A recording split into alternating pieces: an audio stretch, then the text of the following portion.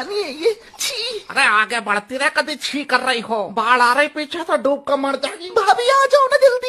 आ तो रही हूँ। एक तो औलाद का वजन और ढोना पड़ रहा, इसका बाप जाना कहाँ मर गया। अरे आगे बढ़ते रहो जल्दी। अरे चल तो रहे हैं, कौन है ये स्टूपिड सा। एक तो भूख और लग रही, इसको खाऊं क्या?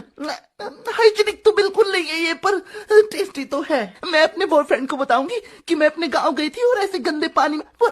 पर एक मिनट, अगर उसने मुझे जज किया कि कैसा गंदा सा गांव है इसका, बाढ़ आती है और मुझे जज करके छोड़ दिया, तो मैं क्या करूंगी? अरे क्या बड़बड़ा रही, कुछ खा लेंदे जा, आगे को मर जा। बड़ी आई अंग्रेज की बच्ची। इसे चाचा के लड़के को तो बात करने की बिल्कुल तमीज नहीं है, गमार कहीं का। तमीज तो तब होगी ना, तब गांव से बाहर कहीं जाएंगे।